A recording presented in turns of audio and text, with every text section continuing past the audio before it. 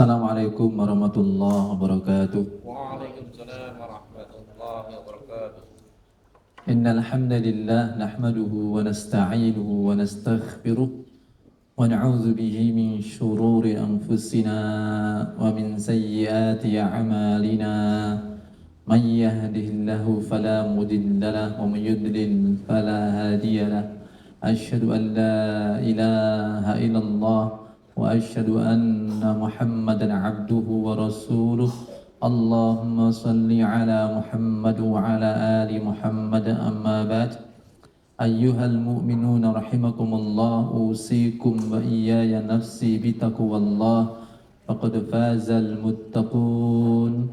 Haitsu qala ta'ala ya ayyuhalladzina amanu ittaqullaha haqqa tuqatih wa la tamutunna illa wa antum muslimun. Ya ayyuhalladzina amanu ittaqullaha wa qulu qawlan sadida yuslih lakum a'malakum wa yaghfir lakum dhunubakum wa may yuti'illaha wa rasulahu faqad faza fawzan 'azima. Hani wa hafadhi fi din arsyadakumullah. Alhamdulillah, puji dan syukur kita panjatkan kehadirat Allah atas limpahan nikmat dan karunia-Nya. Allah pertemukan kita di kajian Rebonan sebagaimana rutin telah kita adakan, dan sebagaimana juga biasa kita mengkaji kitab Riyadhus Shalihin. Semoga ini benar-benar menjadikan kita mengarah pada perbaikan diri untuk menjadi orang-orang yang salih, sebagaimana nama dari kitab ini, Riyadhus Shalihin, taman dari orang-orang yang salih.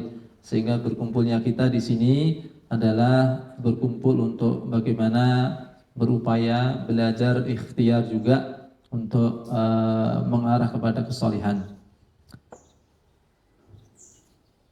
Baik muslimin muslimat rahimakumullah, untuk pagi ini kita masuk pada bab baru dari kitab Riyadhus Shalihin, bab yang keempat, yakni babus sidqi, bab tentang kejujuran. Tiga ayat yang dinukil oleh Imam Nawawi di dalam bab sidq ini. Pertama, qala Allah Ta'ala ya ayyuhalladzina amanu taqullaha wa kunu ma'as shadiqin.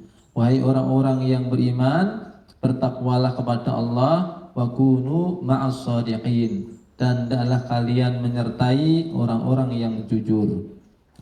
Wa qala ta'ala, dan Allah Ta'ala berfirman, was-shadiqina was-shadiqat, dan orang-orang yang jujur dari kalangan laki-laki maupun orang-orang yang jujur di kalangan perempuan, yang ayatnya tentang keutamaan dan bahwa mereka akan dimasukkan di dalam jannah.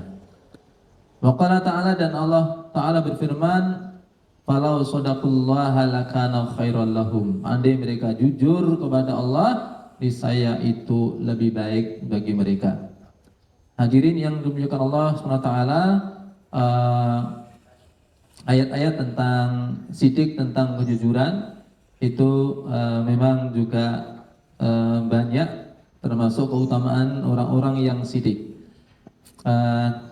Syarah dari ataupun bahkan tafsiran ayat ini nanti juga bisa kita dapatkan prakteknya di apa-apa yang disabdakan Rasulullah SAW, dinukil pula oleh Imam Nawawi di dalam kitab ini. Maka kita masuk ke hadisnya, hadis yang ada di bab ini.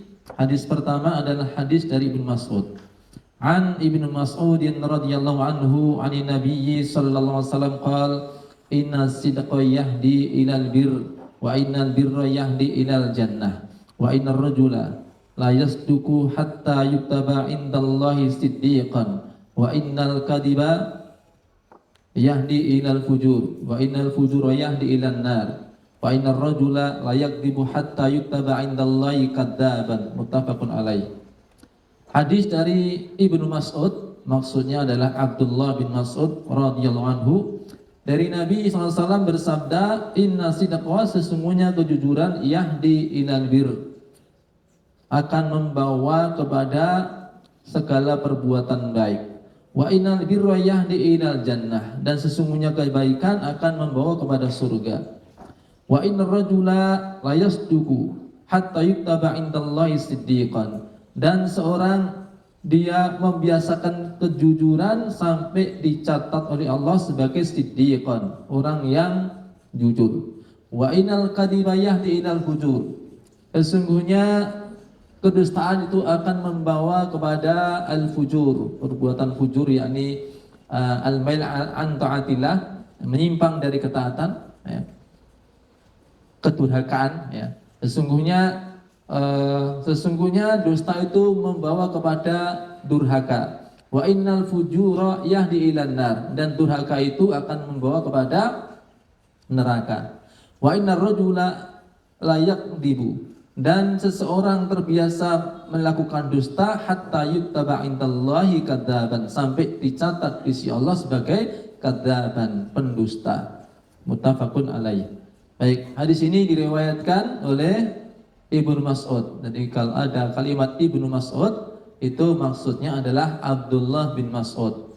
Penamaan Abdullah bin Mas'ud atau panggilan Ibnu Mas'ud itu lebih mudah untuk membedakan, ya, dengan sahabat-sahabat yang lain yang nama Abdullah itu banyak. Membedakan dengan Abdullah bin Abbas, membedakan dengan Abdullah bin Umar, membedakan dengan Abdullah bin Amr bin As, membedakan antara dengan Abdullah bin Umi Maktum, bahkan dengan Abdullah bin Utsman, ya, Abdullah bin Udafah. Banyak nama sahabat menggunakan nama Abdullah.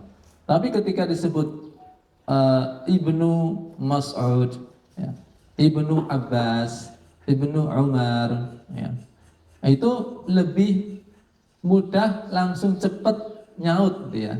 Orang sudah langsung paham siapa yang dimaksud, ya. Tapi tetap kita harus tahu nama aslinya. Jangan sampai kita tahu Ibnu Mas'ud tapi tidak tahu namanya. Namanya adalah Abdullah, Abdullah bin Mas'ud. Kunyahnya adalah Abu Abdurrahman. Abu Abdurrahman. Beliau juga dipanggil dengan Ibnu Ummi Abd. Ibnu Ummi Abd. Nah, ini sebagaimana disabdakan Rasulullah, siapa yang ingin membaca Al-Quran sebagaimana ia diturunkan, hendaklah membaca dengan bacaan Ibnu Ummi Abd. Maksud dari Ibnu Ummi Abd adalah Abdullah bin Mas'ud, ya, radhiyallahu anhu, karena ayahnya bukan seorang sahabat, ya. Beda kalau nanti kita membaca kalimat Abdullah bin Umar, maka nanti doa untuk beliau radhiyallahu anhuma, semoga Allah meridai keduanya. Nah, Abdullah dan Umarnya dua-duanya sahabat. Abdullah bin Mas'ud radhiyallahu anhu, beliau termasuk as-sabiqun al-awwalun, orang-orang yang awal masuk Islam. Kisahnya panjang, tapi intinya beliau belum sampai 10, ada yang mengatakan beliau orang ke-6, ada yang mengatakan beliau orang ke-8 dari orang yang masuk Islam, ya. Jadi termasuk sangat awal, as-sabiqun al-awwalun. Keutamaannya sangat banyak, ya. Di samping keahliannya dalam masalah bacaan Quran, juga dalam hal tafsir, ya. Beliau mengatakan tidak ada satu ayat pun turun kecuali saya tahu di mana ia turun dan dalam hal apa ia turun. Ini Abdullah bin Mas'ud, dan beliau diberi umur panjang sehingga fatwanya juga banyak didapatkan, ya. Banyak yang sahabat yang meriwayatkan dari beliau maupun tabi'in yang meriwayatkan dari beliau, Abdullah bin Mas'ud. Walaupun jumlah hadisnya kategorinya adalah satu di antara ashabul mi'in, sahabat yang memiliki ratusan hadis, ya. Tepatnya ada yang mengatakan sebanyak 848 hadis yang diriwayatkan oleh Abdullah bin Mas'ud. Utama lain, beliau ini seorang yang secara karakter fisiknya itu kurus, ya, bahkan bukan sekedar kurus, mungkin bahasa sekarang krempeng gitu ya. Saking kurusnya itu betisnya tuh nggak ada tonjolannya. Pernah beliau bersama Nabi dan para sahabat di suatu perjalanan, izarnya itu, kain bawahnya itu tersingkap hingga kelihatan betisnya yang sangat kecil, hingga itu para sahabat yang lain melihatnya itu nggak bisa ngampet ketawa. Nah, lalu mereka tertawa, refleks aja mereka tertawa. Dan kemudian Nabi mengatakan, mimma tadhakun, apa yang membuat kalian tertawa? Ya. Apa yang kalian tertawakan? Kalau kalian tertawakan betisnya Ibnu Mas'ud, maka ketahuilah lasaqaihi athqalu min Uhud. Kedua betis apa? Abdullah bin Mas'ud itu lebih berat timbangannya di sisi Allah daripada gunung Uhud. Ya, itu baru betisnya, belum yang lain. Ya, itu menggambarkan bahwa timbangan ataupun nilai di sisi Allah itu bukan seberapa berat badan. Ya, jadi jangan bangga punya berat badan apa besar nanti ya. Padahal nggak ada yang bangga ya. Tapi juga jangan susah pula ketika memang ya ditakdirkan Allah gampang gedenya, gampang gemuknya ya. Intinya ukuran di sisi Allah itu bukan karena gemuk atau kurusnya ya. Ada orang yang kalau di hadisnya disebutkan ada kalau akan didatangkan seorang yang tinggi besar gemuk ya. Ketika ditimbang di sisi Allah maka tidak setara, tidak sampai satu sayap nyamuk hasil timbangannya. Ya, ini bukan berarti setiap yang gemuk begitu ya. Ya, ada juga yang kurus tapi timbangannya juga memang nggak ada, ringan banget juga ada. Nah, ini juga menjadi perbincangan di kalangan para ulama. Sebenarnya besok pada hari kiamat yang ditimbang itu apanya? Ya. Apakah yang ditimbang itu amalnya? Apakah yang ditimbang itu fisiknya? Atau yang ditimbang itu adalah catatan amalnya? Ya. Ada yang berpendapat bahwa yang ditimbang itu adalah fisiknya, ya. Fisiknya. Kenapa? Dalilnya tadi bahwa lasaqaihi athqal min Uhud. Kedua betis Abdullah bin Mas'ud itu lebih berat timbangannya daripada gunung Uhud. Berarti betisnya itu ditimbang, nanti ya. Ada timbangannya, ya. Fisik ditimbang. Begitupun juga dengan hadis tadi. Ada orang yang dia gemuk besar badannya, ketika ditimbang tidak melebihi satu sayap nyamuk. Berarti fisiknya ditimbang.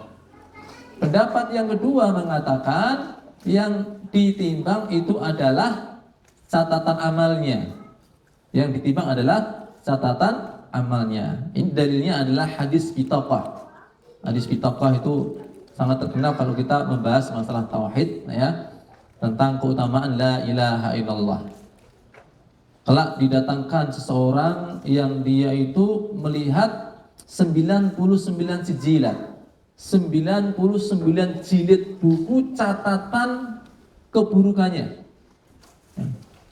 Jadi satu jilidnya itu tebal dan besarnya itu, lebarnya itu, panjang dan lebarnya sejauh mata memandang.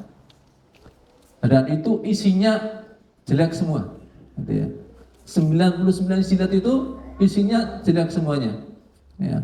Sampai kemudian dia semacam berputus asa, kemudian juga kalut, takut. Ya. Kemudian dikatakan kepadanya, kamu masih punya andalan, kamu masih punya simpanan. Ya. Apa itu? Lalu dikeluarkanlah bitaqah.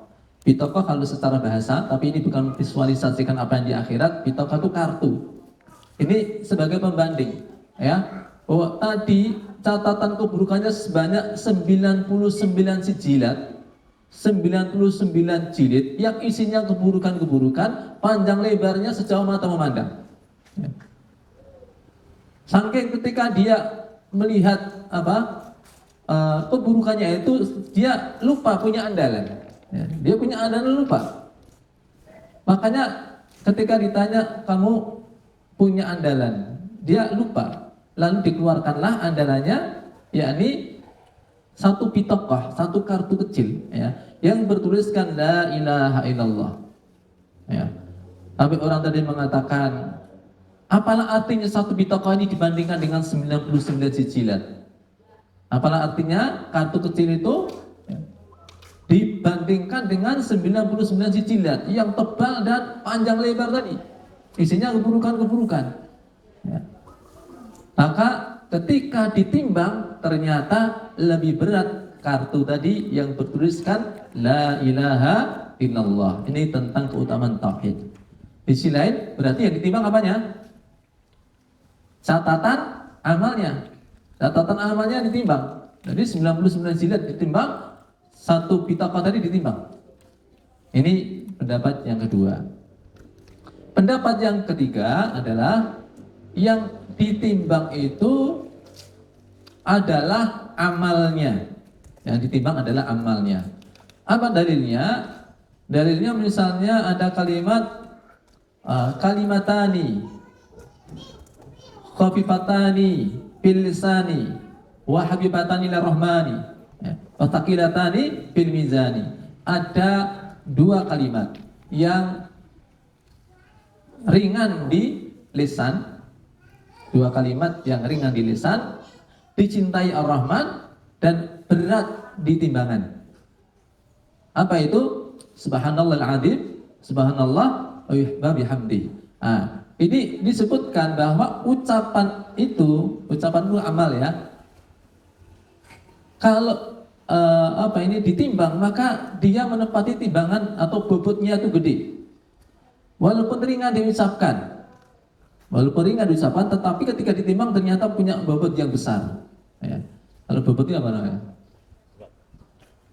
Besar, banyak, gede, berat. Ya. Punya bobot yang berat. Ya. Nah, ini menunjukkan bahwa yang ditimbang adalah amalnya. Ya. Ataupun juga ketika Nabi bersabda, walhamdulillahi tamla'ul mizan. Ucapan alhamdulillah itu memenuhi timbangan. Ya. Berarti antum ikut pendapat yang mana? Ketiga, kedua atau ke satu? Ya. Ikuti semuanya. Ya. Ikuti semuanya. Ya memang fisiknya ditimbang, ada dalilnya.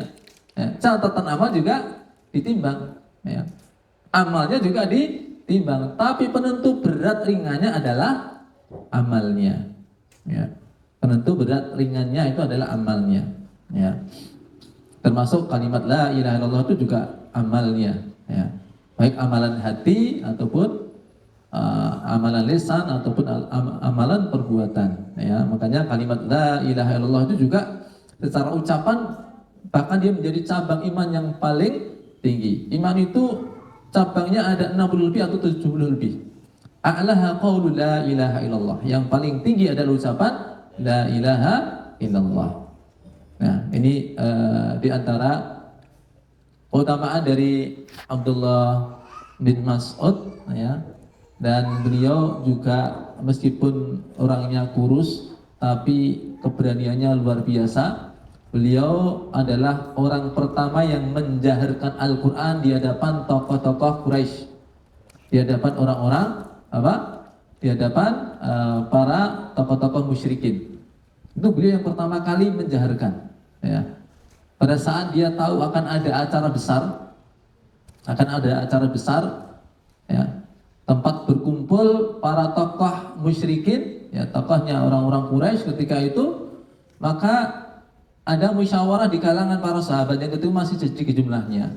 Ini mumpung ada pertemuan besar, saatnya kita tampilkan, kita perdengarkan ya, ayat-ayat Al-Quran itu kepada para tokoh itu. Siapa tahu Allah membuka jalan hidayah bagi mereka. Ya. Kalau mereka belum masuk Islam mungkin karena belum mendengar saja ayat dibacakan. Nah, maka ketika itu dibicarakan sebenarnya yang kriteria yang layak membacakan dia di hadapan orang-orang para tokoh-tokoh Quraisy itu sebenarnya kriterianya itu bagaimana kan aman. Aman itu dengan dua hal. Satu, orangnya tinggi besar, medekal, ya, pinter gelut, gitu ya. Dan orang kalau mau nanganin itu apa? Ya mikir dulu. Atau yang kedua, status sosial tinggi, ya, status sosial tinggi. Sehingga orang itu segan itu ya. Karena akan ada yang ya kalau bisa yang punya dekengan pusat gitu loh. Punya dekengan pusat. Jadinya nanti segan orang mau memperlakukan buruk terhadapnya. Tapi ternyata ketika itu yang berani maju malah Abdullah bin Mas'ud. Status sosial mantan budak. Ya. Status sosial mantan budak artinya kasta terendah lah ya di ketika itu ya. Di antara orang merdeka itu ya orang mereka masih menyebutnya ya budak kalian ya, walaupun sudah dimerdekakan ketika itu ya kadang-kadang untuk olah-olahan begitu. Hanya status sosial paling rendah. Kemudian secara fisik ya paling krempeng tadi dia ya. Dan betul kemudian beliau melafadzkannya dengan terang-terang di hadapan orang-orang Quraisy ya. Apa itu yang dibaca oleh budak kalian tuh ya. Akhirnya apa? Beliau benar-benar dihajar ya rame-rame ketika beliau baca surat Ar-Rahman ya sampai pingsan sadar baca lagi ya sampai kemudian dibawa ke para sahabat sudah dalam keadaan babak belur ya mereka bilang ini yang kami khawatirkan terjadi atas kamu ya maka beliau bilang besok nek rawono aku maju meneh ra apa-apa gitu ya kalau nggak ada yang lain besok saya maju lagi gitu ya ini keberanian dari Abdullah bin Mas'ud radhiyallahu anhu. Nah, hadirin yang dimuliakan Allah, beliau ini termasuk berarti sahabat yang senior karena termasuk awal-awal masuk Islam, ya, baik dalam Al-Quran, dalam hal hadis, beliau sangat mumpuni ya, ulama di kalangan sahabat. Pernah Umar bin Khattab itu malam-malam itu ketemu dengan satu rombongan. Beliau itu ngecek pengetahuan rombongan ini tentang Quran ya. Ayat mana yang paling menakutkan, ayat mana yang paling ini, paling itu. Itu setiap pertanyaan dijawab dengan benar ya. Maka Umar bin Khattab itu menaikkan level pertanyaan itu yang kira-kira yang jawab itu hanya bisa satu orang ya. Yakni Abdullah bin Mas'ud ya. Maka begitu dia bertanya, kok bisa dijawab juga? Maka pertanyaan beliau berikutnya, adakah di antara kalian Abdullah bin Mas'ud? Ada. Oh iya, pantas ya. Pantas memang ya apa ini kiainya ada di situ. Ya. Ini di antara utama dari Abdullah bin Mas'ud. Baik. Beliau mengatakan bahwa Rasulullah SAW bersabda, Inna sidqa yahdi ilal bir. Sesungguhnya kejujuran, ya, kejujuran apa makna dari jujur? Makna kalau di hadis ini sighahnya itu inasidqa, tetapi di syarahnya ada alaikum bisidqi. Jadi ada hadis yang diawali dengan alaikum bisidqi. Alaikum bisidqi fa inasidqa yahdi ilal bir. Ya. Kalimat alaikum bisidqi itu maknanya adalah ilzamu as-sidqa. Hendaklah kalian konsisten untuk berlaku jujur. Apa makna jujur? Wasidqu mutabaqatul khabar lil waqi'. Sidik itu adalah kesesuaian antara kabar dengan realita. Antara kabar dengan yang dikabarkan itu sama. Itu yang disebut dengan jujur. Berarti kalau sebaliknya itulah yang disebut dengan kadhib atau dusta.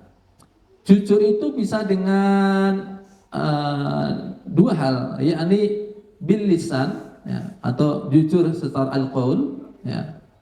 Amma wa'lam anna al-khabar yakunu bil lisan wa yakunu bil arkan ya. Kabar orang cara mengabarkan bisa dengan lisan, bisa juga dengan arkan, dengan anggota badan. Amma bil lisan fahuwa al-qaul, adapun dengan lisan maksudnya adalah dengan ucapan. Jadi ada sidik itu dengan ucapan ya. Wa amma bil arkan fahuwa al-fi'l, yakni dengan perbuatan ya.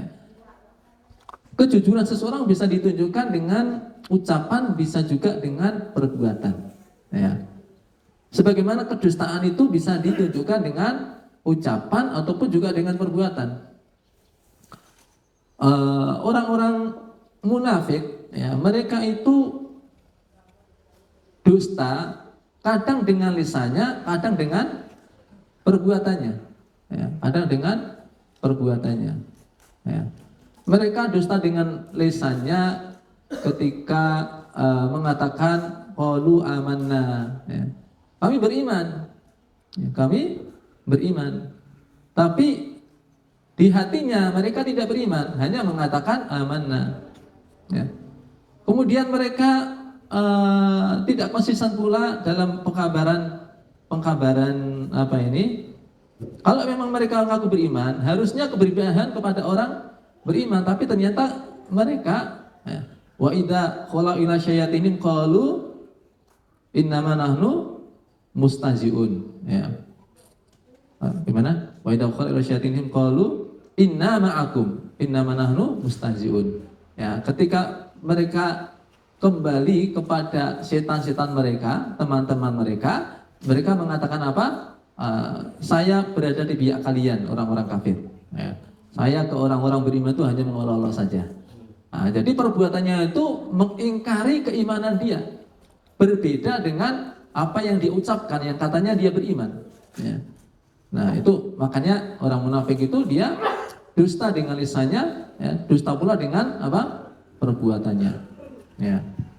Nah, sidik itu bisa dengan ucapan, sidik juga bisa dengan apa? Perbuatan. Ya. Nah, apa? Sidik dengan perbuatan itu ya orang-orang beriman itu antara apa yang diucapkan, apa yang dia imani, maka dia konsisten. Maka orang-orang muhajirin itu disebut Allah, ya, lil fuqara'il muhajirin alladziina ukhriju min diyarihim wa amwalihim yabtaghuna fadlan minallahi wa ridwanan wa yansurunallaha wa rasulahu ulaika humus shadiqun. Ya. Lil fuqara'il muhajirin, orang-orang fakir di kalangan muhajirin. Jadi sampai Allah menyebut para muhajirin sebagai orang-orang fakir. Karena apa? Ketika mereka berhijrah itu nggak bisa bawa apa-apa. Ya. Rumah jelas nggak dibawa, ya. Ya, rumah jelas nggak dibawa.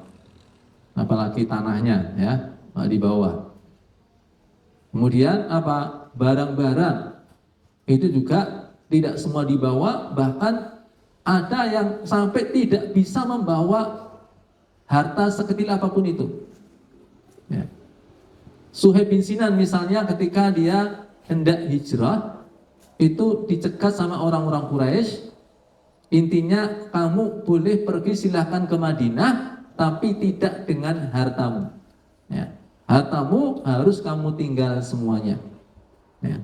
Maka terpaksa dia tinggalkan semua hartanya, ya. Tapi itu pilihan dia demi untuk apa? Mendapatkan keridhaan Allah untuk bisa berhijrah ke Madinah. Karena ada pilihan lain sebenarnya, tapi itu bukan pilihan dia. Ya. Pilihan lainnya apa?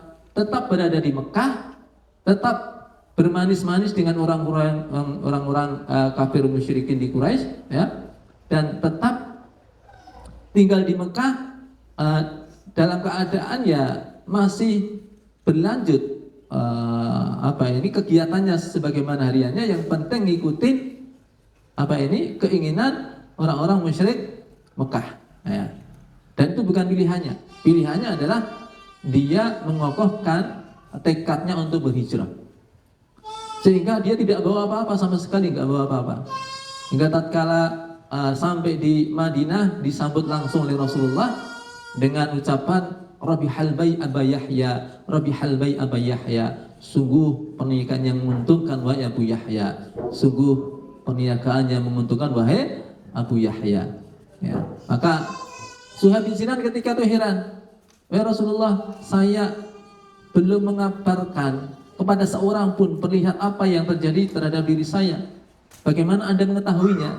Beliau mengatakan akhbaruni Jibril. Jibril telah mengabari aku. Maka tentang peristiwa ini ulama menyebut ini adalah asbab nuzul dari turunnya ayat wa minan nasi may yashri nafsahu ibtigha'an mardatillah wallahu raufum bil ibad. Dan di antara manusia itu ada yang menjual jiwanya demi untuk mendapatkan keridhaan Allah. Nah, di antara Suhaib bin Sinan. Jadi orang-orang Muhajirin itu dikenal sebagai disebut fakir karena ketika mereka hijrah tidak bawa apa-apa. Lil fuqara'il muhajirin, ya. Alladzina ukhriju min diyarihim, mereka diusir dari negeri mereka, ya. Wa amwalihim, dipisahkan juga dengan harta mereka. Yabtaguna fadlan minallah wa ridwana. Mereka rela dengan itu semua demi untuk mendapatkan keridhaan Allah, ya. Demi untuk menolong agama Allah dan Rasulnya, ya. Sampai kemudian Allah sebut ulaika humus shadiqun, mereka benar-benar orang yang shadiqun, orang yang jujur, ya. Memangnya mereka mengatakan apa kalau dikatakan jujur, ya? Yakni mereka jujur dengan keimanannya. Ketika mereka sudah punya keyakinan, ya, mereka yakin akan kebenaran Islam, ya, mereka punya iman, maka mereka pertahankan itu, mereka jaga keimanan itu, sehingga konsekuensi dari fisik pun juga harus mengikuti tuntutan iman. Sampai ketika diperintahkan sesuatu yang berat sekalipun untuk hijrah, mereka hijrah. Kenapa? Membenarkan keimanan mereka. Jadi antara keimanan mereka itu dengan kemudian apa? Tuntutannya itu sinkron. Maka Allah sebut orang-orang muhajir sebagai ulaika humus shadiqun. Mereka adalah orang-orang yang jujur, ya. Maka derajat apa ini? Siddiqin, orang-orang jujur itu derajat kedua setelah derajat Nabi, ya. Setelah derajat para nabi, ya. Sebagaimana yang Allah firmankan, "Wa may yuti'illaha war rasula fa ulaika ma'al ladzina an'ama Allahu 'alaihim minan nabiyyin was-siddiqin wasyuhada' was-salihin." Ya. Barang siapa mentaati Allah dan Rasul, mereka itulah orang-orang yang Allah berikan nikmat atas mereka. Minan nabiyyin, di kalangan para nabi. Ini yang pertama paling tinggi derajatnya. Was-siddiqin, dan para siddiqin, ya. Ini menunjukkan yang bisa sampai derajat siddiqin itu tidak banyak, ya. Salah satunya siapa? Abu Bakar As-Siddiq, ya. Itu masuk derajat siddiqin. Jadi bawah para nabi. Jadi kalau mau lihat seperti apa sih karakter siddiqin, lihat aja karakter Abu Bakar As-Siddiq, ya. Bukan sekedar dia membenarkan, ya. Bukan sekedar dia jujur ucapannya, ya. Tapi dia konsekuen dengan keimanannya, tuntutannya, ya. Dia semuanya dikerahkan demi untuk mendapatkan apa yang diimani itu, ya. Maka dia dijuluki As-Siddiq, ya. Dan siddiqin itu adalah derajat di bawah para nabi. Baru kemudian wasyuhada, ya, orang-orang syahid, dan kemudian berikutnya adalah, ya, wassalihin, orang-orang yang saleh, ya. Jadi orang-orang saleh itu sifatnya lebih umum, ya, lebih umum, ya. Hadirin yang dimuliakan Allah SWT,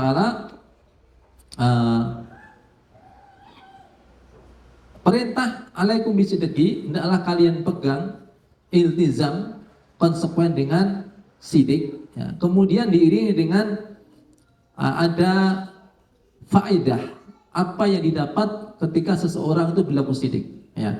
Inna sidqa yahdi ilal bir, sesungguhnya kejujuran itu akan membawa kepada albir.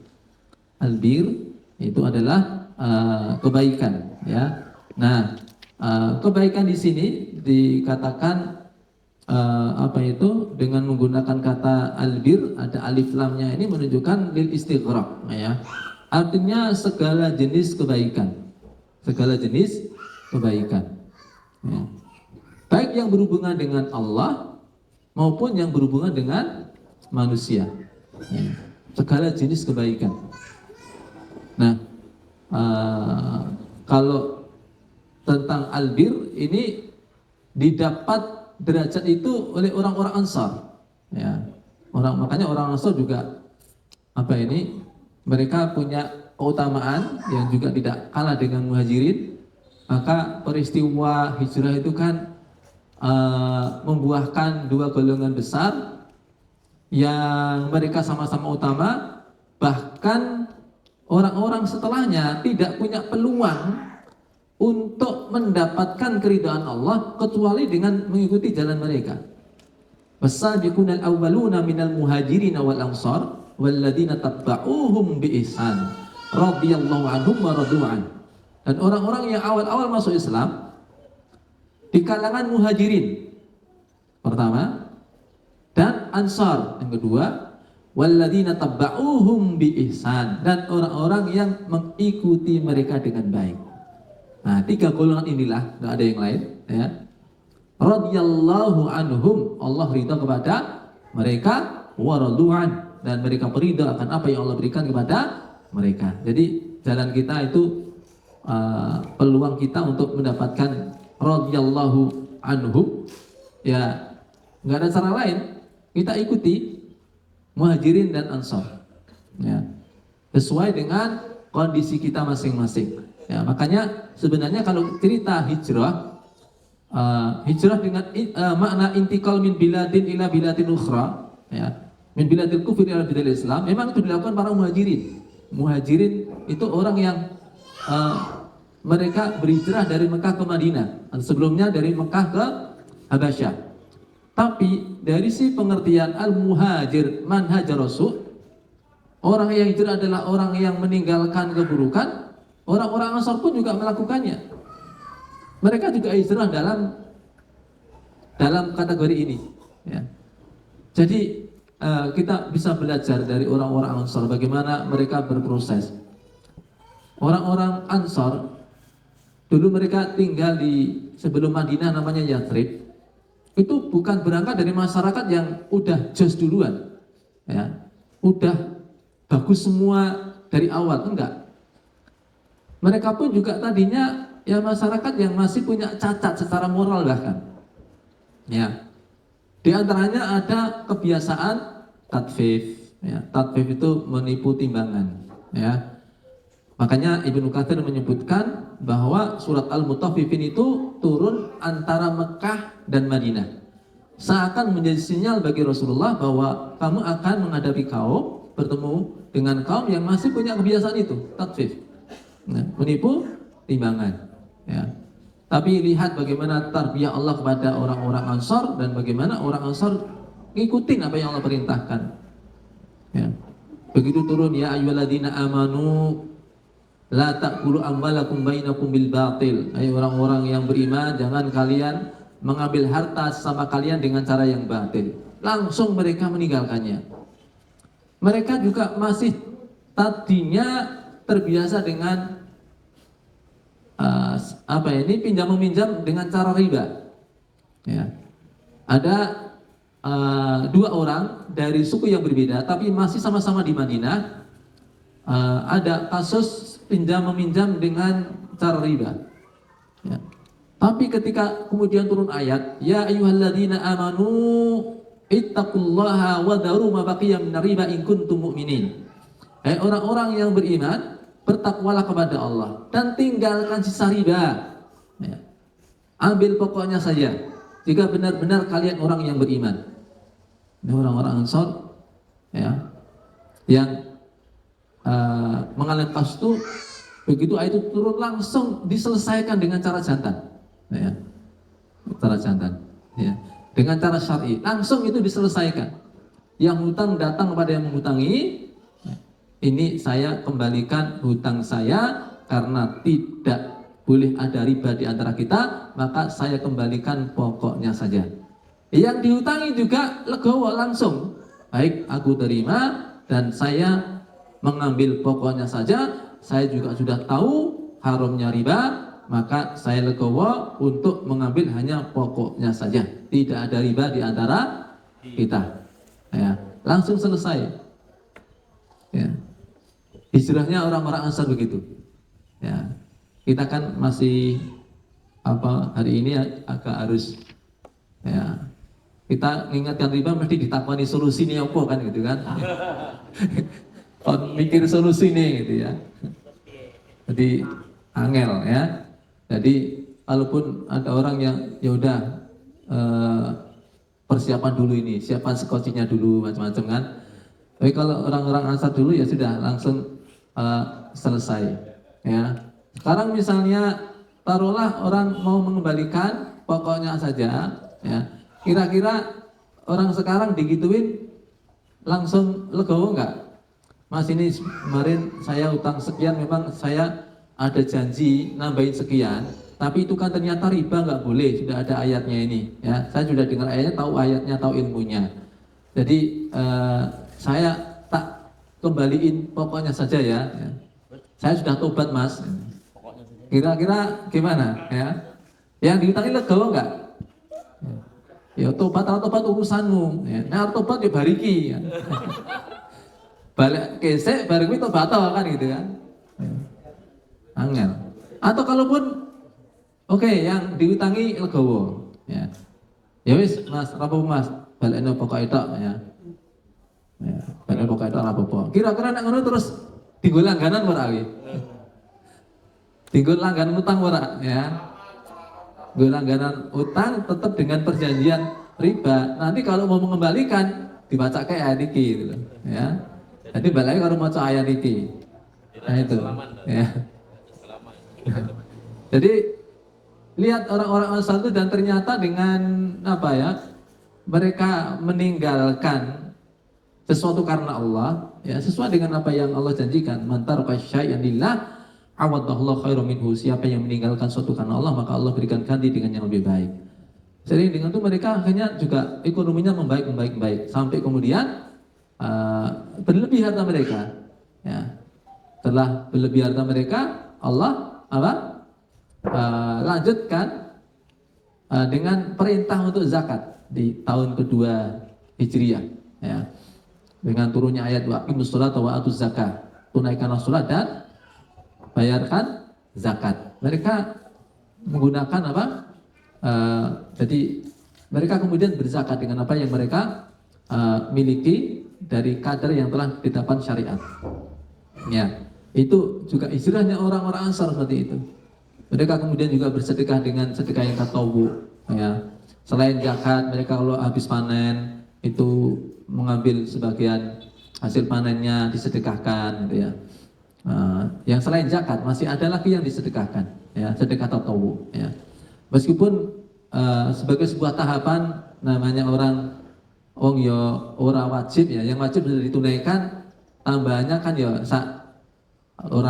orang sekarang bilangnya saikhlasnya kan itu kan, ya.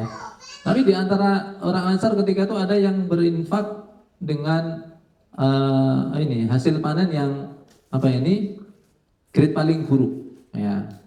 Jadi hasil panennya itu dipilah-pilah gitu ya. Grade A, regane samini, grade B, regane di bawahnya grade C ya.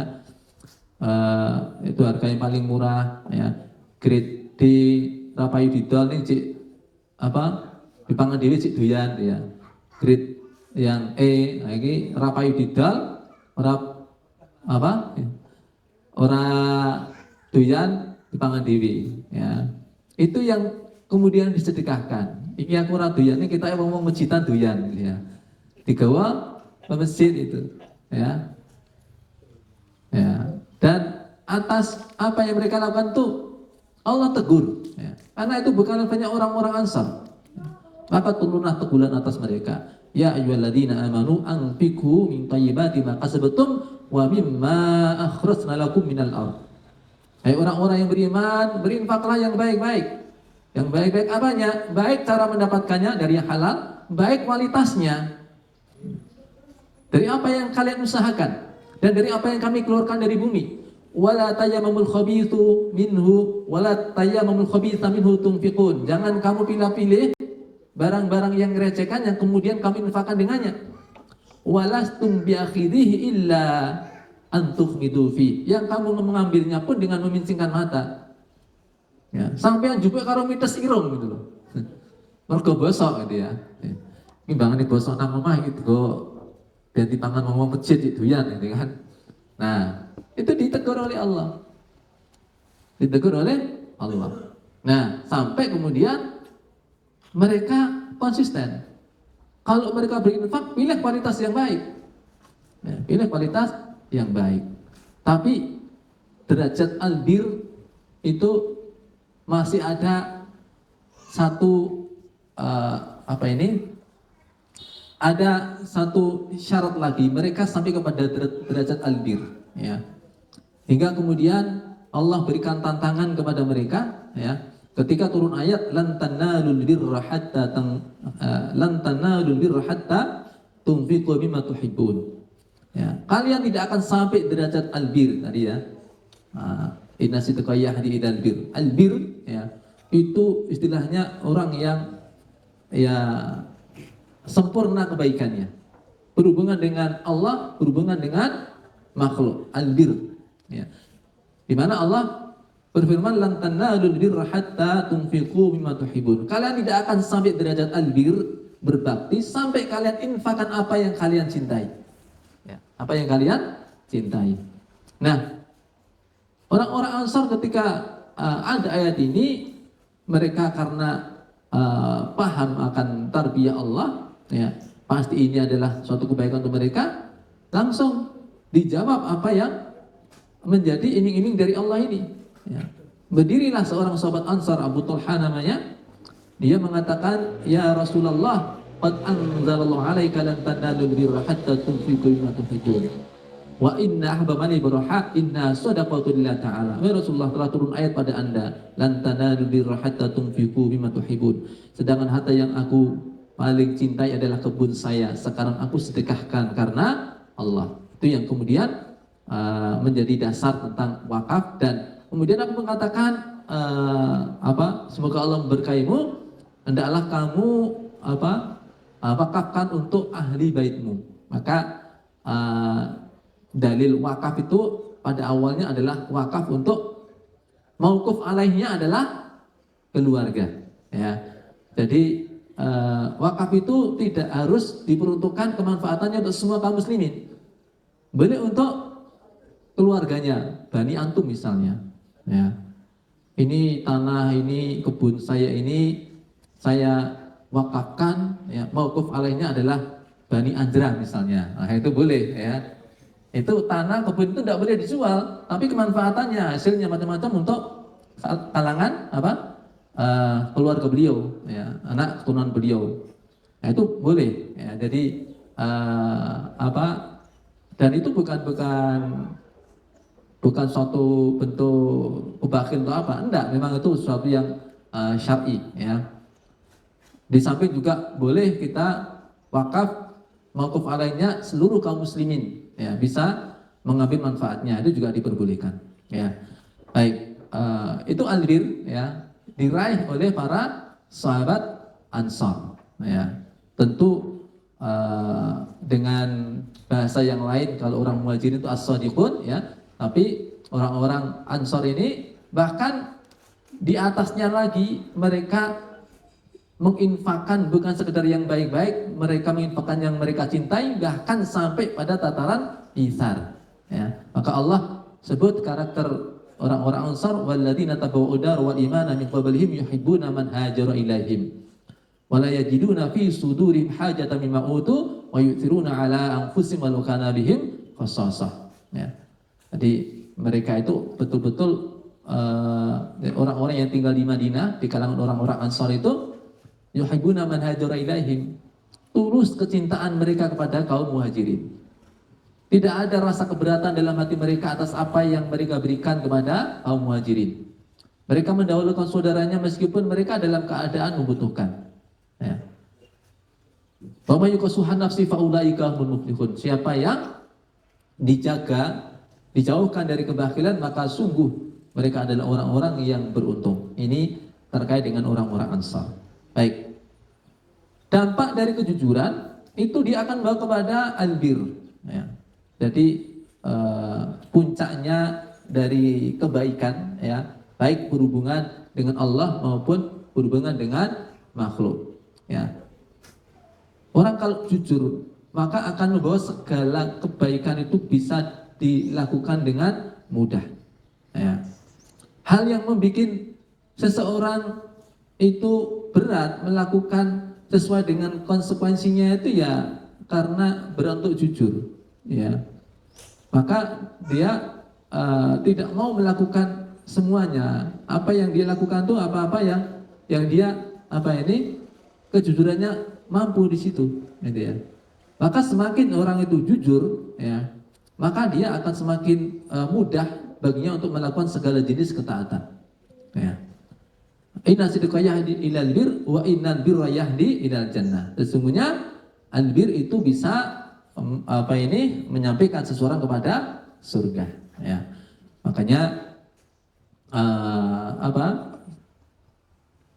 tadi saya sampaikan bahwa derajat siddiq itu bukan derajat yang sederhana, dia adalah derajatnya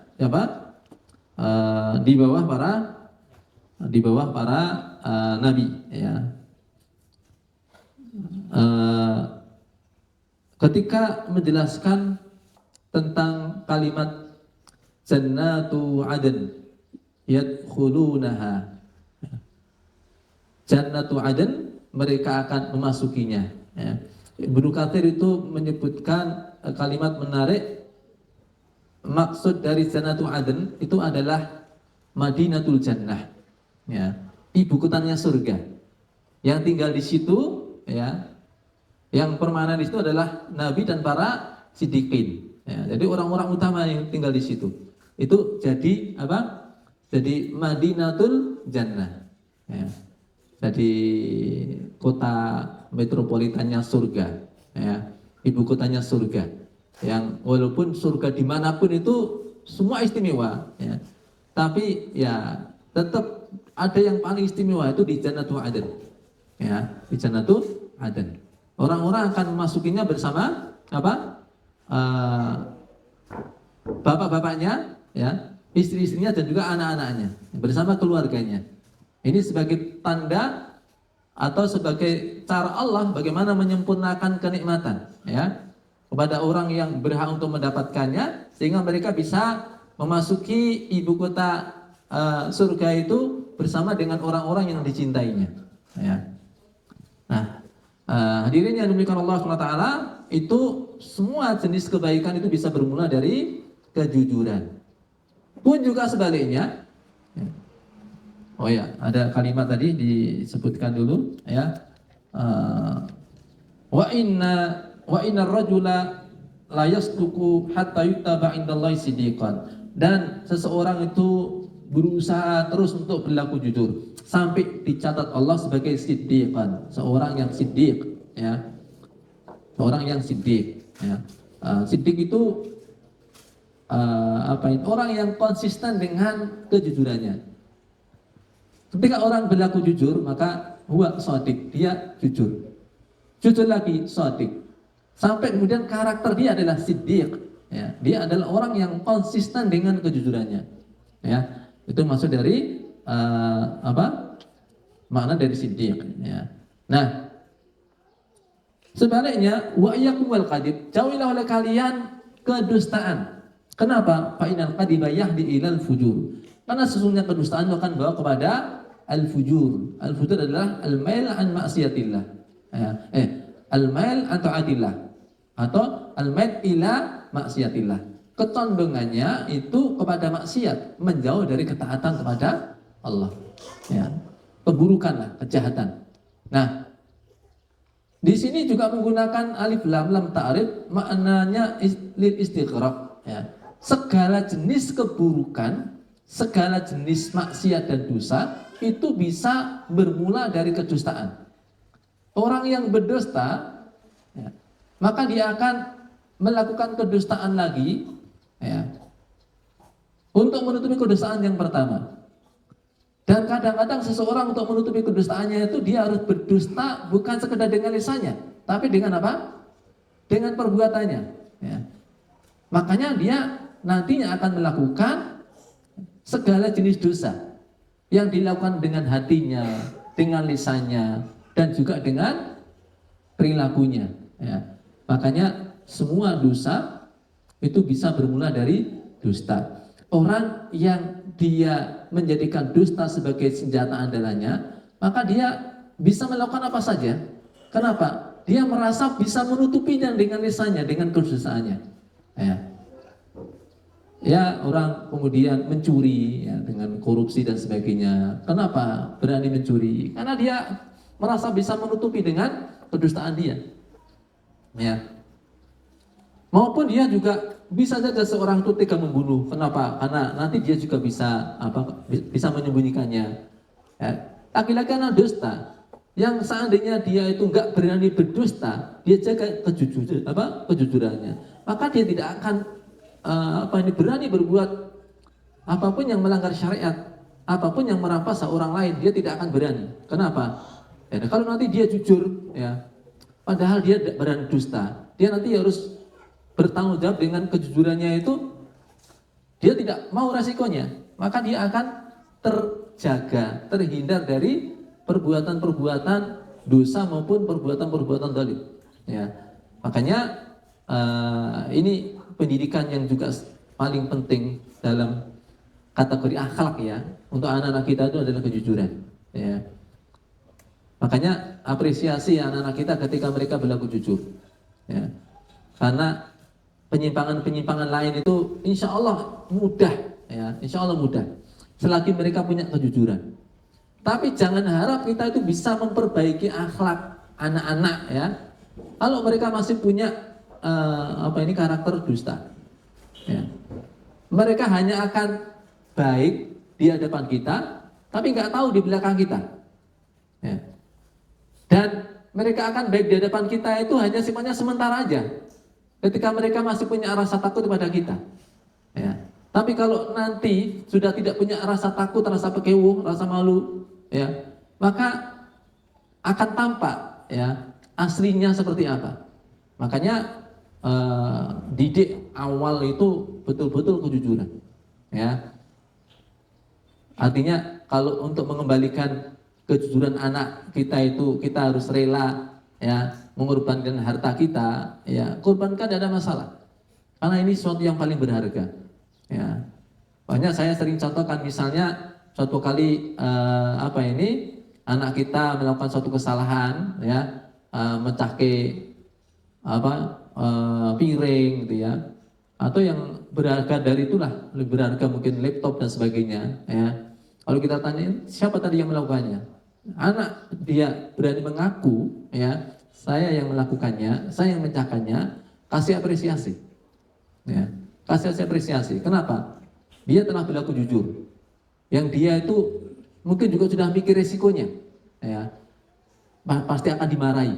Ya. Tapi ketika Anda mendapati anak Anda jujur seperti itu, jangan dimarahi. Kasih apresiasi. Ya, dijajakin enggak perlu. Ya. Uangku mecahke meneh. Enggak, insyaallah. Ya.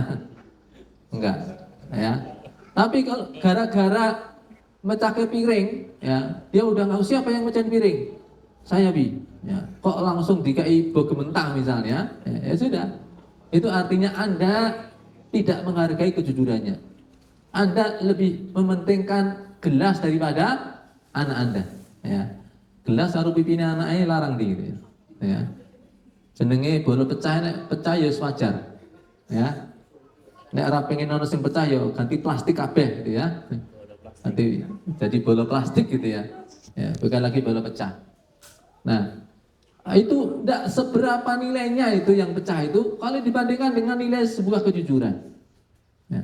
Tapi kalau kemudian Anda misalnya memberikan hukuman kepadanya karena mecahkan itu, Anda tidak beri nilai kejujuran, ya, maka apa dampaknya nanti? Kalau suatu kali terjadi lagi, dia mecahin lagi gitu ya, tidak sengaja sebenarnya, tapi nanti ketika ditanya, dia akan mengambil pelajaran dari yang kemarin-kemarin. Aku ini jujur di koplok ya, masuk ayat di koplok meneh gitu loh. Ya. Nah jujur mana kan di koplok meneh. Ya. Akhirnya apa? Dia memilih untuk tidak jujur. Dia memilih untuk tidak jujur. Ya. Siapa yang mencaki? Adik, artinya adik rasa rasa ngomong ya, rasa alasan. Nah itu siapa yang bikin dia nggak jujur? Orang tuanya. Ya. Kadang-kadang orang tua itu ngajarin anak gak jujur, nyuruh orang gak jujur juga. Datang tamu dari kejauhan tanpa, wah kita air menagih hutang, ya. Bapaknya delik, ya. Kondo karo anaknya, kondo ya bapak Raono ya. Itu merintahkan anak untuk dusta.